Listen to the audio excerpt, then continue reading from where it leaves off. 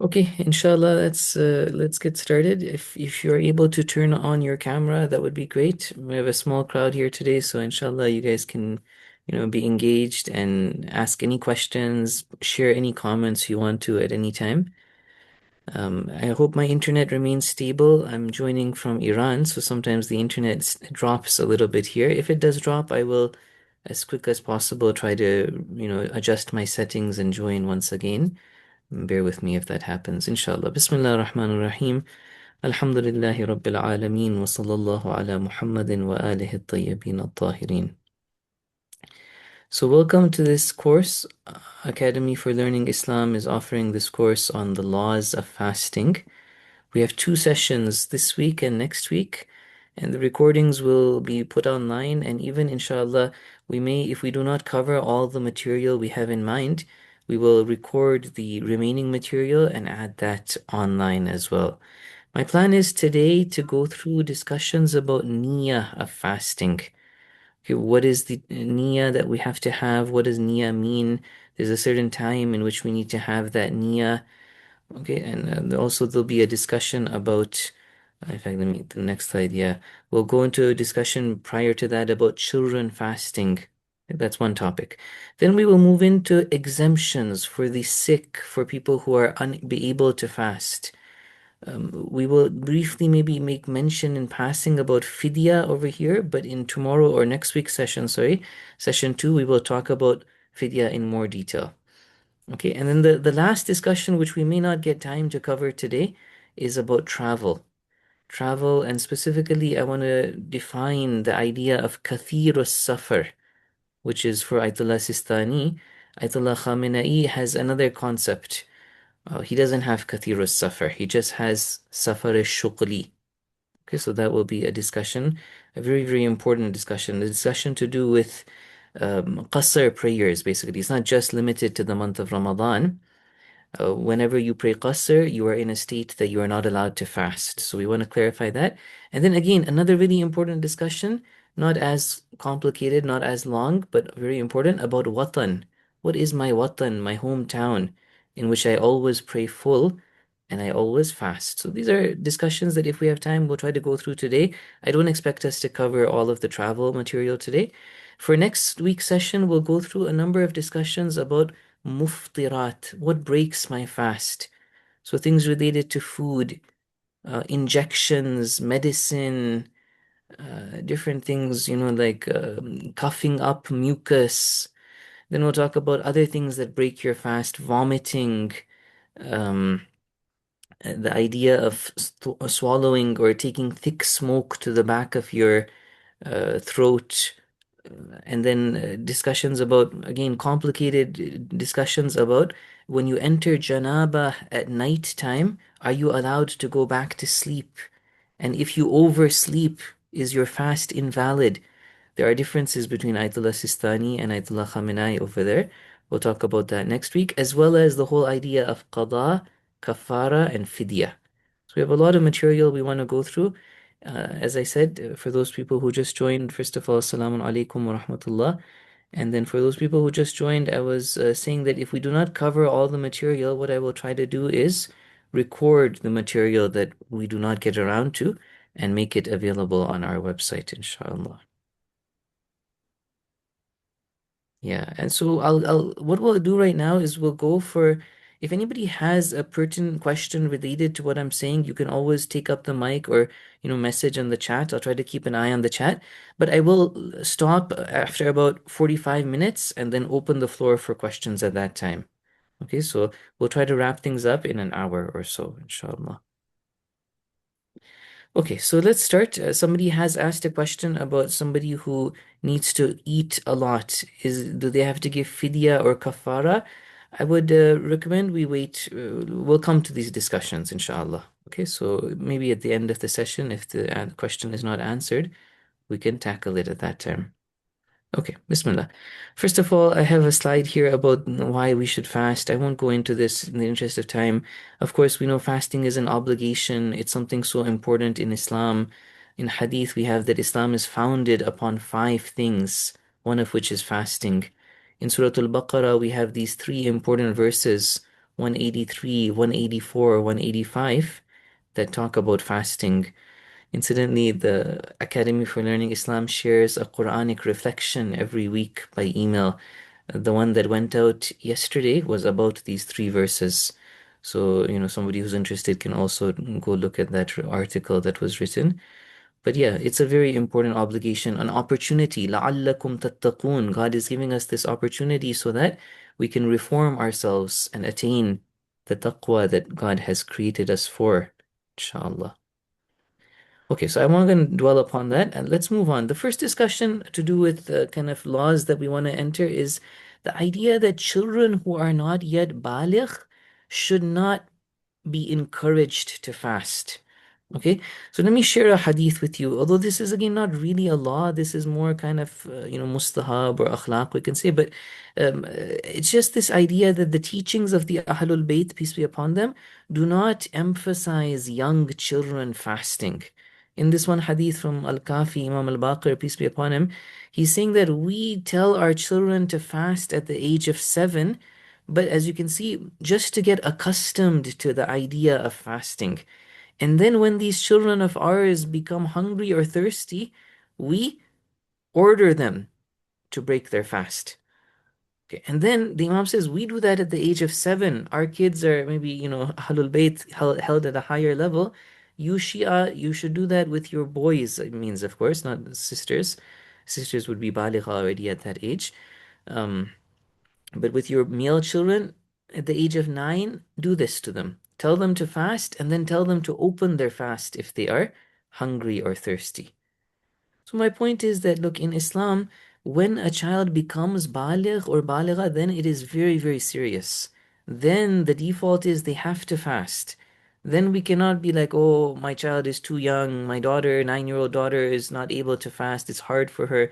We'll come to the exceptions, of course, but generally the default is a baligha child has to fast. They're not a child anymore. They are, in Islamic law, they are an adult. However, prior to that, there's no obligation on them. And what we see based on such a hadith is that it should not even be really pushed upon them. Okay? So I have basically what I've written here is this idea. How do I close this here? Okay.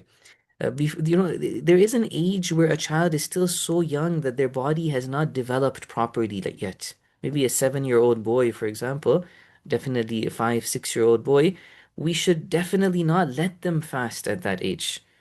Okay. As they grow a little bit, maybe a little bit before they're baligh, a 10-year-old boy, for example, okay, we can encourage fasting, but we shouldn't push it on them. And we should maybe even, as the hadith told us, we should encourage them that don't fast. If you're feeling hungry, then just eat. Right now, it's not wajib on you. When it becomes wajib, then it's a very serious thing. So my humble suggestion to all of you is that, we should try to remove this culture, if we have a culture in our communities of giving prizes to 5-year-olds who fast, or elderly uncles and aunties in the masjid asking 5-year-old kids, oh beta, how many fasts did you do this month of Ramadan? No, overall, this is not encouragement that Islam gives us. Okay, that was one point. Now we move into the first discussion that's like solid ahkam discussion. This is the idea of niyyah. What does it mean to fast? And when do I need to have my niyyah? Okay, so the verse of Quran, there is a verse of Quran in Surah Al-Baqarah that talks about i'tikaf and fasting. It says, وَكُلُوا وَاشْرَبُوا حَتَّى يَتَبَيَّنَ لَكُمُ الْخَيْطُ الْأَبْيَضُ مِنَ الْخَيْطِ الْأَسْوَدِ مِنَ الْفَجْرِ ثُمَّ أَتِمُّوا الصِّيَامَ إِلَى اللَّيْلِ. Basically, Allah says that there is this tulu'ul fajr, there is this horizontal light that appears in the eastern sky that indicates the time of fajr. That is when the fasting starts. Okay, I want to just right here, and then of course till ثُمَّ أَتِمُّ الصِّيَامَ إِلَى اللَّيْلِ until Maghrib time. That is the time of fasting. I want to really, really emphasize something here because there is a lot of confusion. In part, this confusion has come from the culture that our Sunni brothers have, where our Sunni brothers and sisters, they have a specific, at least some of them, they have a specific timing called imsak time. where a certain period before Fajr, they believe that you have to stop, at least some of them, you have to stop eating. Whereas in Shia fiqh, we have no such thing. As the verse told us, the time of fasting starts exactly at Fajr and it continues exactly until Maghrib. What if you're not sure? If you're not sure, let's say you have this as in a lot of the Western world, the problem we face is that it's not easy to determine the Fajr time. In Muslim countries, people have observed the horizon with a lot of precision in some places, using technology, using telescopes. People have determined exactly when the Fajr time happens. Okay, but in Europe, in North America, there are ways to estimate that is the when the sun is this many degrees below the horizon, twilight, and I don't know, there is ways to estimate, but there is this gray area where we're not 100% sure. Does it start at, I don't know, for example, 5:15 a.m. or 5:30? We have this 15-minute gap where we're not sure when does the Fajr prayer happen. So our centers, many of our ulama are giving us timetables which have an imsak time. And they're saying that 5:15 stop eating and 5:30 say your Fajr prayers. Okay, because these ulama are not sure. They haven't been able to determine. It's not their fault. It's not easy to figure these things out. I just want to tell you that the law, the ahkam is very simple. You can keep eating until 5:30 in this situation. There's no shar'an obligation to follow imsak. Until you are certain it is Fajr time, every marja says this. Ayatollah Sistani, Ayatollah Khamenei, doesn't make a difference. Until you are certain it's Fajr time, you are allowed to eat. Ihtiyat is a good thing. You can do ihtiyat if you want to, but you don't need to. You don't need to impose it on your family and you don't even have to do it yourself. As long as you remain in that uncertainty where I don't know, was it 5:15 or the latest 5:30, then that fast was valid. And you don't need to worry. You can even eat up until the time that you're sure that Fajr has happened. Okay, so at the Fajr time, we have this kind of easy way out where we can wait until we can eat rather until we're sure it is Fajr. However, we have to be careful at the time of Maghrib. Okay, again, at the time of Maghrib, although overall we have less confusion about the time of Maghrib. Fajr, there is in European North countries, there is a lot of confusion.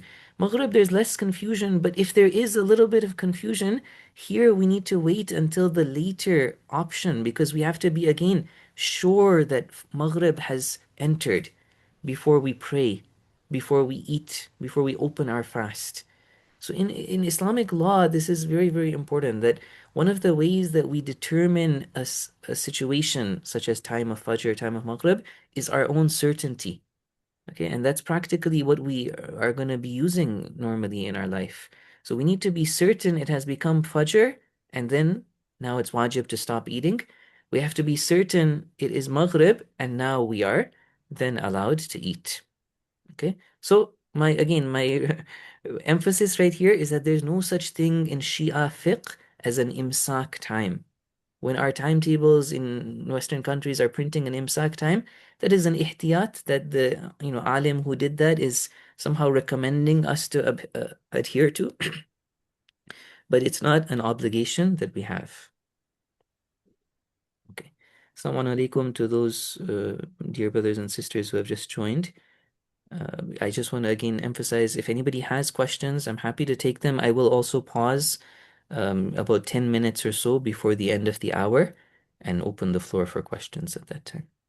Okay, so yeah, like I'm saying, timetables, software, they are helpful, but what really matters is your own conviction. If I have two Hussainiyas in the city that I live in, and they have different timetables, and I have no reason why I should trust one over the other, right? Then that means that I'm not certain until the second time between these two timetables enters. Okay, one masjid says 5:15, one masjid says 5:30. If I'm not convinced, I'm not certain 5:15 is Fajr, then I have till 5:30 that I can keep eating. With Maghrib, it's harder. I need to wait until the later time. Okay. There is one of the rules that I'll mention right now that if somebody wakes up in the morning and they don't do their due diligence, The Arabic word is mura'at. They don't do mura'at of has it become Fajr time or not, and they just eat. Okay, and then they realize, oh my God, it was already Fajr time. In this case, there is qada, but no kafara. So that fast is invalid because they didn't check. What if you made a mistake, but you had done your due diligence? What if your clock was slow? And so your clock said 5:15 and you know Fajr is 5:30, but actually it was already 5:40. In this case, you're okay. Your fast is valid because you had done mura'at. You had done your due diligence and you were certain that it is not yet Fajr time. So it's okay. Your fast is valid in that case. Okay. Just an interesting point. I hope everybody is with me. And inshallah, I would highly recommend brothers, sisters, open their camera. Inshallah, we can see each other. Also, do feel free to participate, comment, question. There's a issue that arises in northern European places or overall places close to the North Pole where the sun doesn't set properly or maybe doesn't set at all. Okay. So we basically can divide such regions into two. There is one place where the sun does set at the end of the day, the qurs of the sun, the round circle of the sun, goes below the horizon at a certain time, and then it rises again at a later time. Maybe the day is like 22 hours long. Maybe even though the sun has dipped below the horizon, there is still a little bit of light throughout the entire night. You guys with me? But despite that, because the sun has gone below the horizon, in fiqh, we can say that there is a Maghrib time, there is a Fajr time. When is Fajr? Fajr is that time when the light starts to increase. Okay, so throughout the entire night, there's a little bit of a glow, but at a certain point, that glow starts to increase, and that is the Fajr time.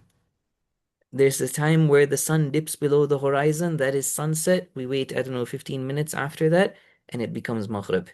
So this is one scenario where even though the day is really long, even though there is a little bit of light throughout the entire night, we still have a concept of day and night. And so the default is that we have to, calculate the normal prayer timings for that region. Even though it's really hard, mu'mineen who live there have to fast according to that schedule. However, there are other places where there is no night at all, as in the sun might go down a little bit, but it doesn't dip below the horizon at all.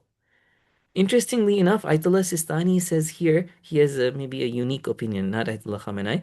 Ayatollah Sistani says that for prayer timings, you follow the closest city that actually has day and night. But for the month of Ramadan, it's wajib on you to move away from this city. You must go and live in another city. Of course, like with all the rules of the Sharia, if it's going to be extremely, extremely difficult for you to do that, maybe your only job is there in the North Pole and you can't leave, then you can say that, okay, it's unbearably difficult. But by default, Ayatollah Sistani's ruling is that you have to leave and go to a place where you are able to fast and you have day and night. Okay. Another point, just a quick point, interesting point to keep in mind that as Shia, we have this mustahab recommendation that at the time of Maghrib, we should first pray before we open our fast. Unless there are two exceptions. Unless someone is waiting for you. Let's say you have a guest and they want to just quickly have a bite to eat, or you've been invited, the host wants to give you some dates and some chai and then pray. Okay, in that case, it's okay. You somehow, because they're waiting for you, it's good to somehow respect that and open your fast first.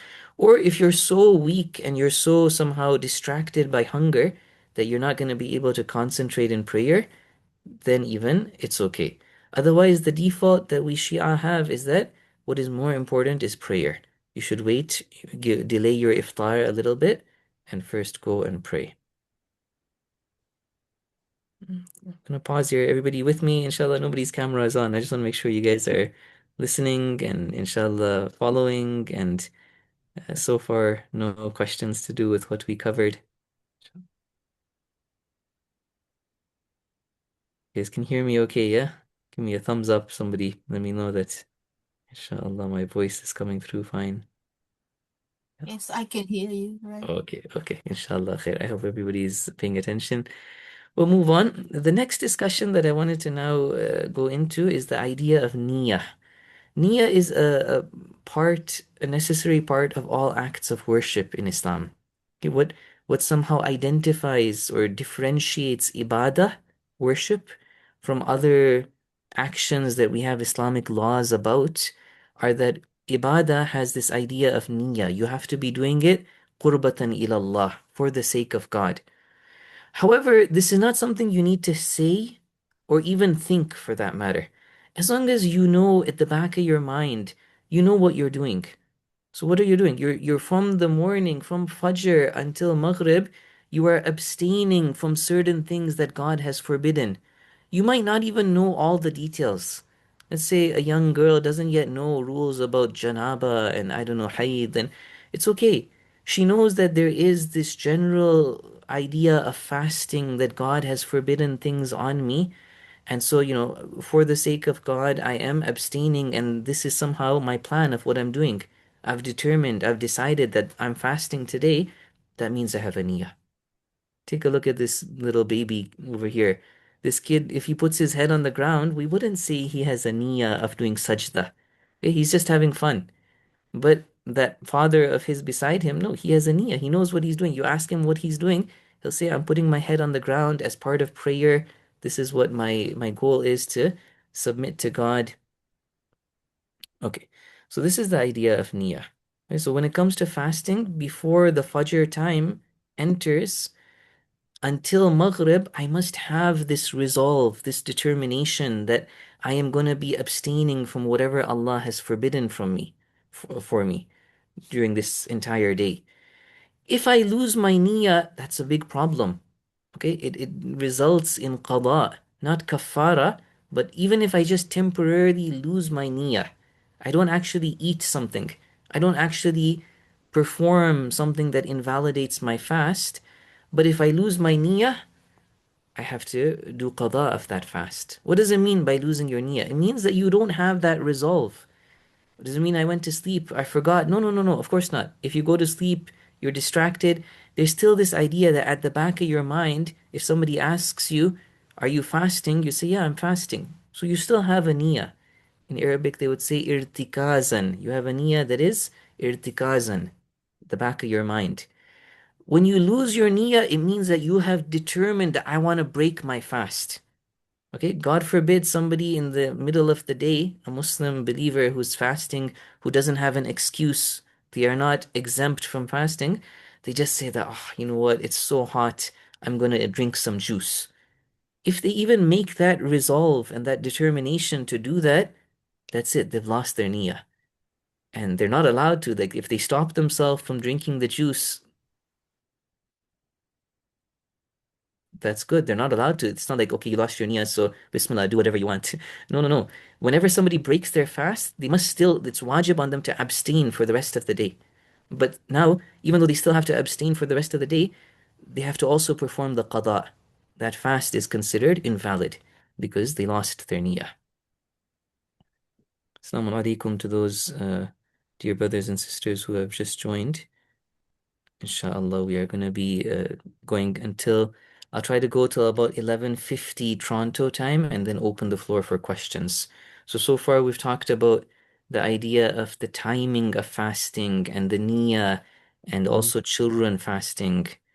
Okay, so that I think that wraps up. Oh yeah, okay. One last discussion about niyyah is this idea of the 30th of Sha'ban.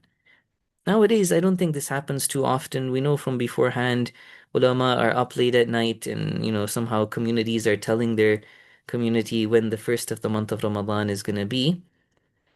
But let's imagine a scenario which definitely used to happen in the past a lot, where you're not sure, is today the 30th of the month of Sha'ban, or is it going to be the first of the month of Ramadan? In this case, like what I was just saying about Fajr time, Maghrib time, Islamic law gives a lot of importance to being certain about a situation.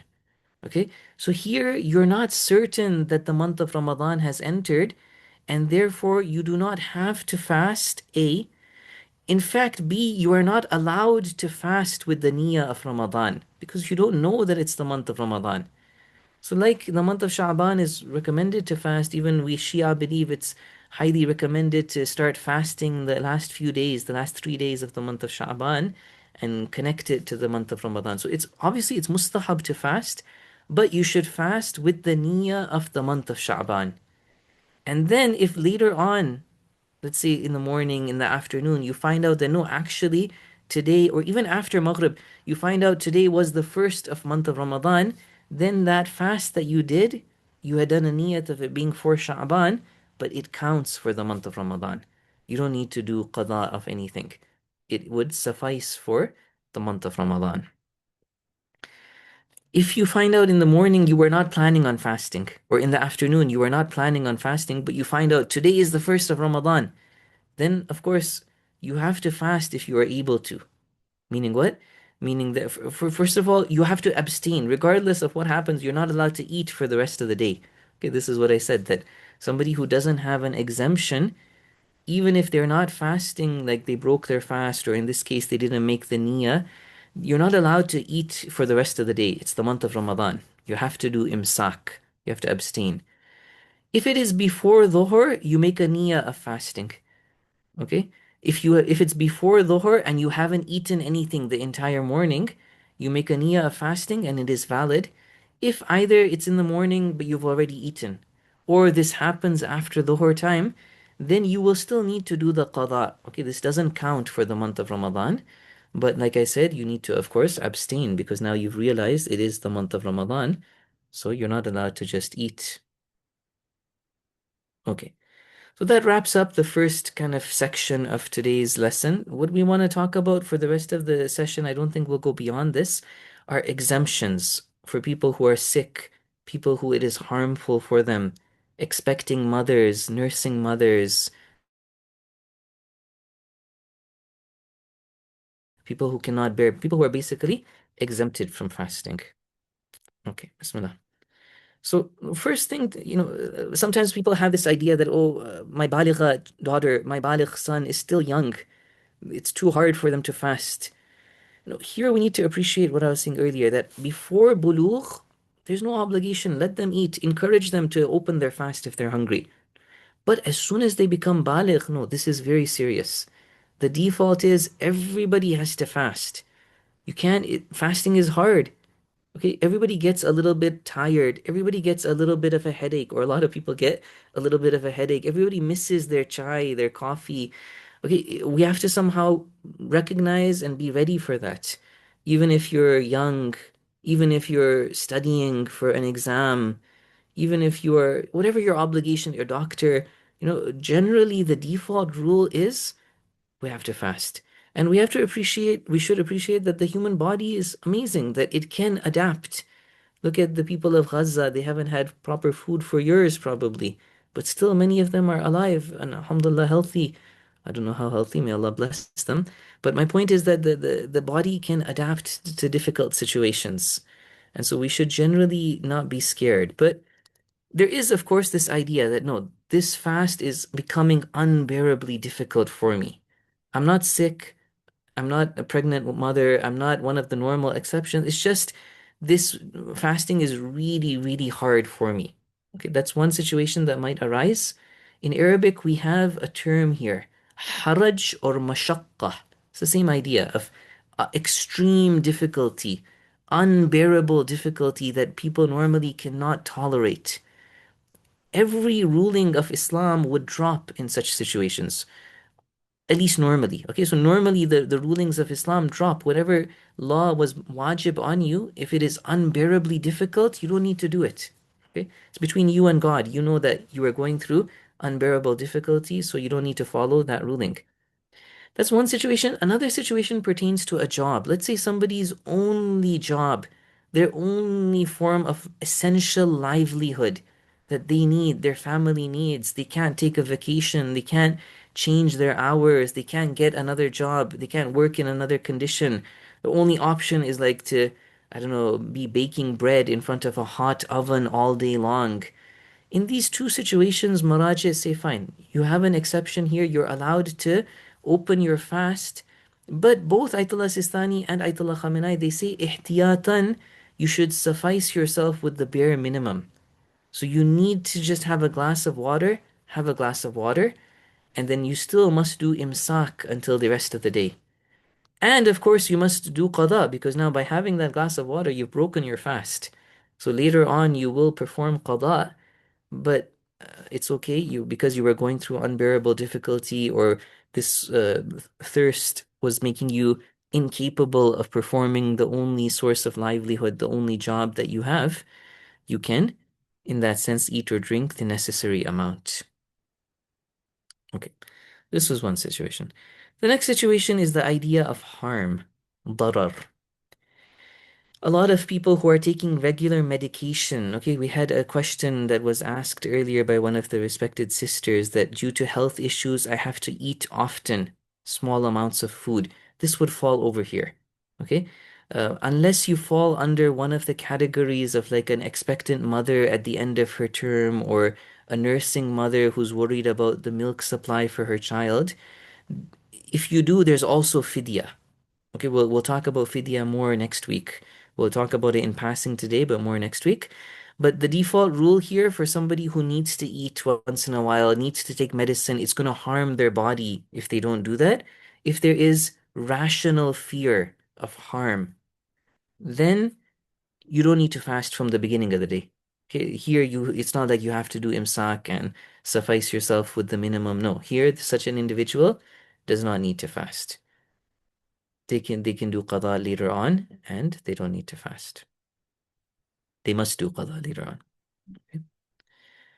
There's an important point here. We have this in a hadith even that what matters is your own certainty of your situation. So what about the word of a doctor? Okay, normally we want to listen to experts, and the word of an expert should naturally have an impact on me. But maybe sometimes it doesn't. Maybe I don't trust this doctor. Maybe I live in a non-Muslim country and the doctor doesn't really value fasting. And right away, the doctor is going to tell any pregnant lady, don't fast. It's dangerous for your baby. But a certain mother knows that, you know what, if I eat a proper iftar, proper suhoor, I know that I'm not harming my baby. My body is strong. Then it's wajib on this lady to fast. Okay, so the word of the doctor by itself is not important. If it influences your conviction, your certainty, then it becomes important. So what matters is your own your own confidence that if you are certain that it will not harm you, then you must fast. If you're certain it will harm you, or you even have a rational doubt, you have this fear, a rational fear that, oh, maybe there will be harm to my baby if I fast. No, no, in this situation, you shouldn't fast. You can't fast. Okay?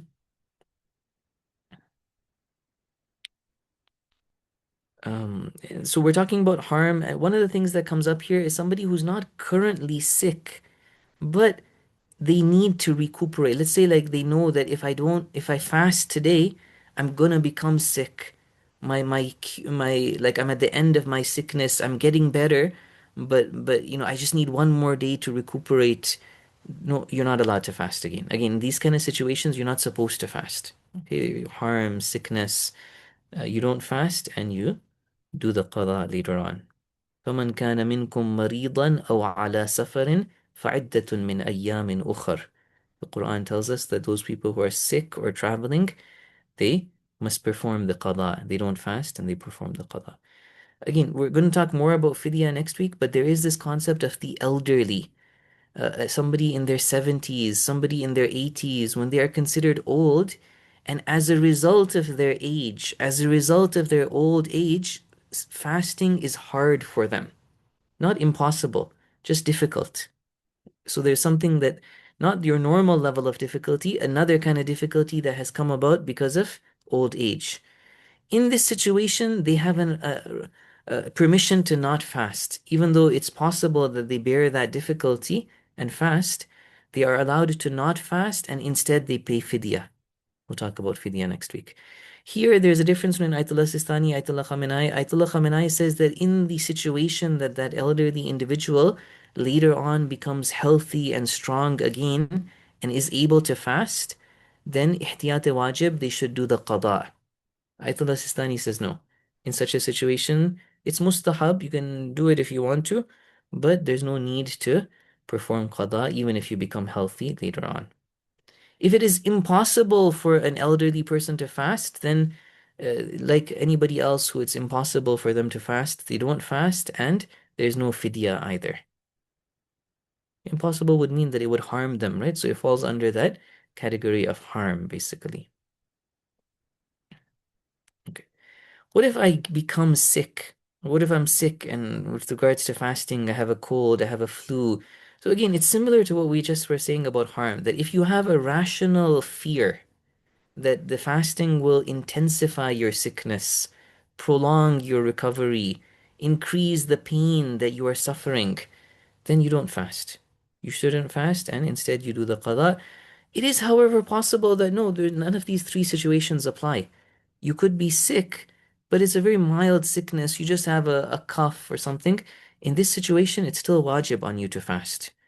Valid, and here the way I'm presenting it, the way I've understood it is that it's valid is with wujub and invalid is with being batil. Okay, so in the sick situation, you're not allowed to fast, and it is invalid for you to fast. In the normal situation where you're not that sick, you're healthy, it is both wajib and of course sahih, valid if you fast. Okay. If you do not fast because of sickness, the Quran in that verse 185 of Surah Al-Baqarah, Allah says you need to make up, you need to do the complete number, لِتُكْمِلُ الْعِدَّةَ. You need to complete that entire, let's say there were 29 days of month of Ramadan. You need to, at the end of the day, make sure you fasted those 29 days. So you have this obligation of qada. Okay. However, there is an exception. Somebody who their sickness lasts for an entire year. God forbid somebody has I don't know, a certain sickness where they need to constantly eat, and then that remains. It doesn't go away.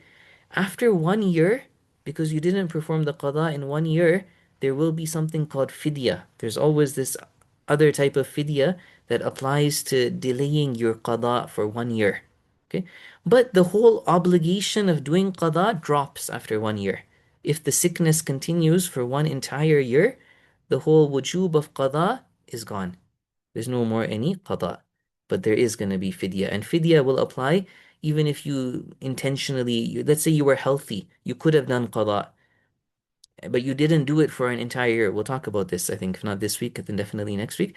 Then there you will have both fidya and qada because the sickness didn't remain for 1 year such that the qada drops. So the qada is still there on you. And you delayed doing the qada for 1 year, so you have that. It's like another type of fidya that applies to delaying the qada for 1 year. Okay. The last discussion that I have here. Okay, alhamdulillah, we do have time, so maybe I will enter the discussion about travel if we can. But the last discussion I have before we come to travel is the idea of an expecting mother and a nursing mother. Very pertinent, relevant discussions. So by default, if a pregnant lady has fear about harming herself or her baby, again, she doesn't fast. It's very clear, right? Very obvious.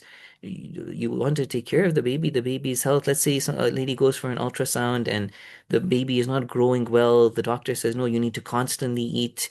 That growth of the baby has priority. Health of the baby is very important. So this lady should not fast. Very clear. Okay. It's prohibited for her to fast. However, there is this idea of fidya that one of the situations of fidya, again, like I keep saying, we'll explain it in more detail next week. One of the cases of fidya is a woman who is hamil muqrib, meaning not just pregnant, but at the end of the term of pregnancy. Definitely the ninth month. Maybe even we can say the eighth month would count as people would consider that to be the end of the term of pregnancy. In that situation, she doesn't fast and she has to both perform qada as well as fidya. For every day she doesn't fast, she pays 750 grams of food. That's called fidya. That's the situation for a pregnant lady. When it comes to breastfeeding, again, this is something that a woman might naturally be scared of, that if she doesn't eat and drink the entire day, if there is a rational fear that her milk supply will become low and she will not be able to nurse her child, then fasting is not obligatory on her, and instead she does fidya and qada. So she must give fidya, and later on, when she is able to, she does the qada. Now, it's worthy of mention here that Ayatollah Sistani and some other Maraji, they've made a point which maybe other Maraji would also agree with, but they've just clearly mentioned it. What is that? That look, this applies when there is no alternative, because fasting is the default obligation. So if the mother can somehow give the baby to another lady, share the nursing with another lady, give formula. This is something to consider. If formula, it's determined that a little bit of formula is not going to be harmful, then Ayatollah Sistani is saying that is wajib, ihtiyat wajib. She has to do something like that and still fast. But if the now this is a discussion to kind of the mother herself needs to think about. If she has determined that no, there is fear and there is harm in doing something like that, and there's no other alternative, then she's okay. She can not fast and do the fidya and kafara. Okay. You know what? I will, since we are reaching the end, we have reached now the end of two important subjects, and now we are starting a new subject that will take a long time. We're not going to finish it. The idea of travel, kathirus safar, watan.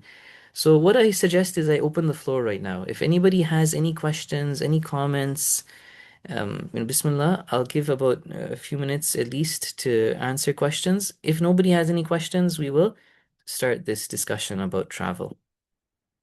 Bismillah. Anybody want to ask anything? Can feel free to write in the chat. I'll wait for half a minute or so. Or you can also take up the mic. Yes, Sister Sherban. Yeah, okay. Assalamu alaikum, Sheikh. I'm asking on behalf of a family member. Mm-hmm. There is a child involved who is a baliga, but Mm-hmm. has a condition, a medical condition, which entails her to take medication every 12 hours. So she's been having it 7 in the morning, then again 7 at night. Okay. So in the case now, it may not work out because of the timings. What do you suggest? If it's the thing, if it's the kind of thing where it's harmful for her, we would fall under these kind of, overall principles that we mentioned, that if it's harmful for her, then she doesn't have to fast at all. She can do the qada later on. But maybe they can ask a doctor that okay, the duration of the fast is 13 hours, 14 hours. If she were to delay by that little amount, is it going to harm her or not? Okay, okay, but she cannot just take that medication and then continue fasting. That doesn't work, does No. it? If it is like a pill that she is swallowing, then definitely no. She can't do that. Okay, thank you so much. Jazakallah. No, no problem. No problem. Anybody else have any other questions, comments? If one doesn't know how many fasts they have missed, okay, that is something that I will have a slide about next week, Sister Zainab, but let me just tell you right now. Um, Ayatollah Sistani is very straightforward and easy here. Like fasting, like other things, you just do the minimum that you are sure that you missed. Okay, so whatever is wajib on you, even if it's prayers, even if it's fasting, if you're not sure, but there's a minimum number that you are certain about, that is what is wajib on you. Okay, does that make sense, Sister Zainab? Answer your question? No problem. What is the parent obligation when a baligh child refuses to fast? Um, it's a good question. Maybe we can be in touch, and if I have any further comments later on, I can get back to you. But at a certain age, children are out of our control. We do not have power over them. It's not going to be possible or helpful to, really kind of force them. Maybe at a younger age, it's different. We want to show them that no, this is something very, very serious. Overall, of course, in this such a situation, if it's arose, if this situation has come about, then it's maybe too late. But overall, as parents, we want to do tarbiyat of our kids where we show them that there are certain red lines of Islam that we are very, very sensitive about. And other than that, we're very easygoing. we let them have their freedom, love, but something of the Sharia like this is very serious. So I would say that we would try to, indicate that, but then if they are adamant, then what can we do? There's a certain level that we are not able to force them beyond. Yeah. Maybe it's such a situation, sister, or I'm sorry, I assume sister, right? For us. Um, it's not, maybe there's also not just one answer here. Such a situation needs to be dealt with maybe with more kind of counsel, opening up the exact situation, the age of the child, the background of what happened that the child has become like this. I don't have an answer very clear that I think I can give right now. Okay, if there anybody else has anything else, I'll wait another 10 seconds. Um, Otherwise, we'll. Assalamu alaikum. I hope Alaikum I'm salam. audible. Yes, you are. Bismillah. Yeah. So, I have a question that's the opposite of what the other sister asked. If the parents or the caregivers, you know, didn't educate us and didn't inform us and didn't, in fact, they forced us not to fast, Mhm, mhm. from the age of bulugh till, through our teenage till adulthood because we had to study or perform or whatever. So I have to calculate the missed fasts for all those years, fast and prayers for all those years, and make up for it. Yeah, definitely, definitely. If you're sure that you missed fasts, Yes, then you have this qada that you must do. from the age of buluk till till the time when I Yeah, realized that, oh, this yeah, is yeah, wajib. yeah. Okay, There jazakallah. may there may even be a discussion of kafara there, but definitely the qada would apply. Qaza and kafara. Okay, and you're going to talk about the Kafara, kafara. kafara we'll talk about next week. Now, in such a Okay. situation, if it was not the fault of the person who missed, let's say they, they had confidence in what they were being told, and it wasn't their fault. I'd have to look into that. Maybe in that case, they don't have a kafara. I'm not 100% sure. But the default is if you intentionally open your fast, you have to both do qada and kafara. No, like what if we didn't fast at all? Like Ramzan was Yeah, just yeah, like yeah, yeah. another Yeah, month, so and then, we were not asked to right, fast or right. do anything at all. Right. Right. So if you were a Shia Muslim, then definitely I'm saying that basically there is the concept, the default rule is both qada and kafara apply for each day that you missed.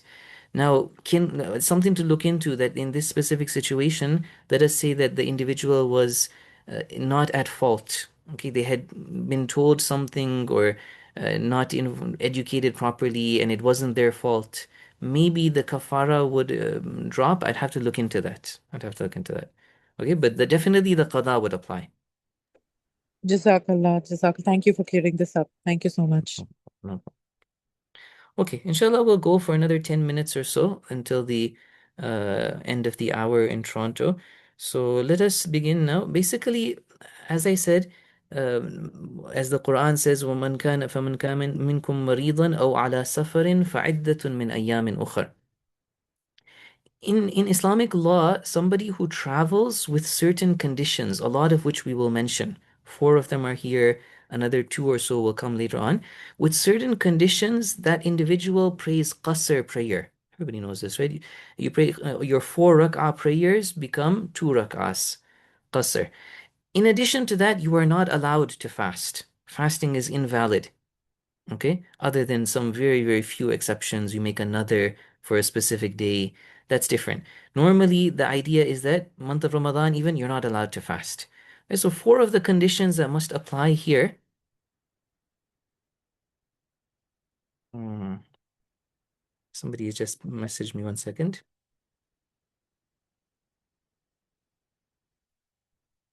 Yeah, if there are specific questions, then we can follow up afterwards, inshallah. You can always message me. I'll put my email address on the chat right now.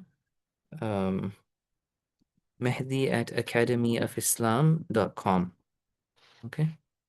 Okay, so yeah, basically four of the conditions for a travel that entails qasr prayer as well as not fasting are the following: that you are not residing in a city for 10 days. Let's say I'm from Toronto, but I'm going to Vancouver. I'm not from Vancouver, it's not my hometown, but I'm there for 2 weeks. And I'm in the city of Vancouver alone for 2 weeks. Okay, as soon as I make that niyyah to be there 10 days or more, I start praying full and I can fast. So this is one condition. Another one is that you are not kathir safar. Now we'll talk about this. This is our main discussion. I don't know if we'll get time. That there's a difference here amongst maraji. But overall, let's just call it kathiru safar right now. For Ayatollah Khamenei, it's not even called kathiru safar. Let's call it that for now. Somebody who is kathiru safar, they always pray full. They always fast. Okay, so that's another condition to keep in mind. Another one is that you're not in your watan. Okay, let's say my both Toronto and Vancouver are my watan. This is possible. We'll talk about watan. And so even though I'm going to Vancouver for only 1 week, okay, I'm living in Toronto, I'm just traveling there for 1 week, I still need to pray full and fast if Vancouver is also my watan. This is the third condition.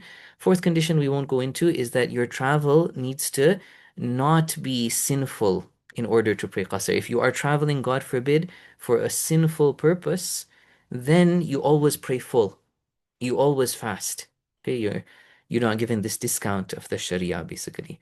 So yeah, a few points that are kind of introductory.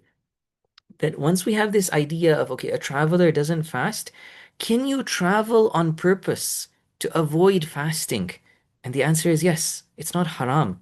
In fact, it's an option that people can consider. Let's say somebody is like a doctor or a dentist, and they feel that they I mean, this is not good. Generally we want to value the month of Ramadan, benefit from that fasting. It's an opportunity. لَعَلَّكُمْ تَتَّقُونَ, the Quran told it. But it's not haram if this doctor, this dentist feels that no, I really want to concentrate when I'm working, and technically I have to fast, but I don't want to fast. Okay, one option that they have is they can go on a quick trip, drive 22 kilometers outside their city and eat some food and come back. And when they come back now, it's not wajib on them to do imsak for the rest of the day. They can eat and drink after they come back.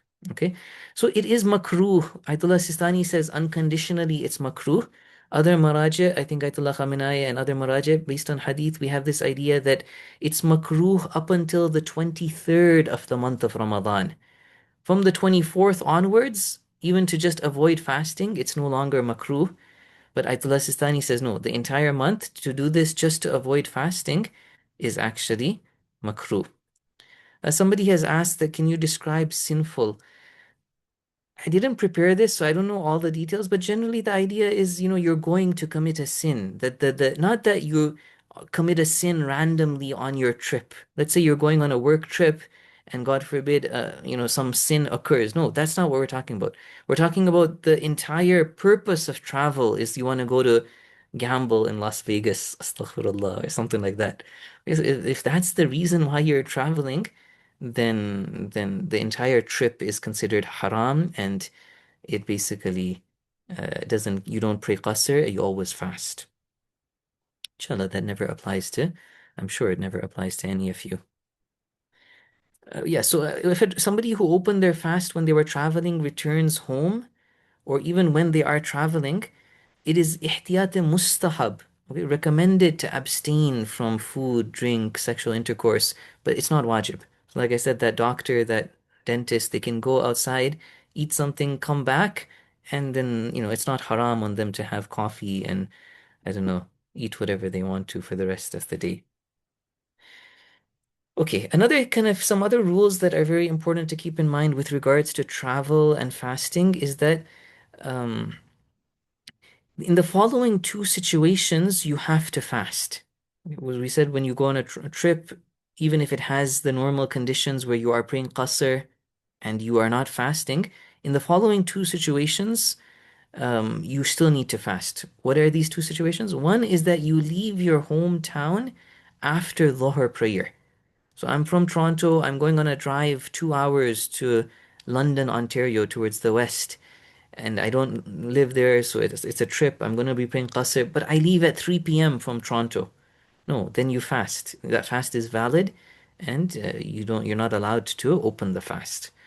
The other thing is if I return back home before Dhuhr prayers and I have not eaten in the morning. And so I said the dentist, the doctor, they can go outside their city and eat something and then come back. What was important there was they have to eat something. If they just go outside the city and come back and it's not yet Dhuhr time, they have to fast. So this is an important thing to keep in mind that if you enter your hometown and it's not yet Dhuhr and you haven't done anything to break your fast, then it's wajib on you to now fast and that fast is valid. Okay. Another 2 points I'll mention that so now we would have mentioned six of the conditions of a trip having qasr prayers and not fasting. What are these? Another condition is that you need to be going a certain distance. If you're going and coming back, the entire distance needs to reach, according to Ayatollah Sistani, 44 kilometers. According to Ayatollah Khamenei, 41 kilometers. This is in Arabic, this is called the masafa. Masafa shar'iyya. You need to have the niyyah. This is another condition as well. You have a niyyah that I'm going on this trip, that I'm going to go on a trip of 44 kilometers, going and coming back, which nowadays is nothing. Okay, in a car, you're going 100 kilometers an hour, you would go 44 kilometers very quickly. I think any city that you go to outside of your normal city, you're probably going that distance. But nonetheless, just something to keep in mind that you need to have that distance in mind. The other thing is that, okay, let's say you're going early in the morning, you're driving 2 hours, you're going that distance, you're not committing a sin, you're not staying there 10 days, it's not your watan. So you're going to open your fast. You're going to pray qasr prayers. There is this idea that outside of your city, a couple of kilometers outside your city, not very far, there is an area that's now called Hadd tarakhus in Arabic. Only once you have passed that are you allowed to eat, open your fast basically. So in the morning, even though you planned to travel, you still need to start fasting in the morning. And then when you leave, once you pass the Hadd tarakhus, you can open your fast. Once you pass the Hadd al-Tarakhus, you can pray Qasr prayer. And so what is the Hadd al-Tarakhus for Ayatollah Sistani? It's this area where you're so far that the people in the end of the city can no longer see you. You cannot see them as well, but what's more important is that they cannot see you, I think. That's Ayatollah Sistani's criteria. Maraji are divided between two criteria. So one of the criteria Ayatollah Sistani has taken, the other criteria is the one Ayatollah Sistani, Ayatollah Khamenei has taken. Ayatollah Khamenei's is about the adhan. That at the end of the city, let's say there was like a minaret, a masjid, somebody is calling the adhan. If you have gone so far that you could no longer hear that adhan, you have now reached the Hadd al-Tarakhus. Okay? Some maraji have done ihtiyat between these two different, so apparently we have proofs that indicate this is the Hadd al-Tarakhus and other proofs that indicate that is the Hadd al-Tarakhus. So maraji have either chosen this one or that one or tried to do ihtiyat between the two of them. But in these two marajid that we're looking at, Ayatollah Sistani has chosen the first one of going so far that the city people cannot see you. Ayatollah Khamenei has chosen that you cannot hear the call of the adhan. This is the idea of Hadd al-Tarakhus. Hadd al-Tarakhus definitely applies when you're leaving your hometown. Does it apply when you're coming back? Does it apply if you're leaving a place that you were spending 10 days? Again, Maraja have differences of opinion and details. I won't go into these details right now. Okay, we'll leave it at that. Inshallah, we've reached 1 hour.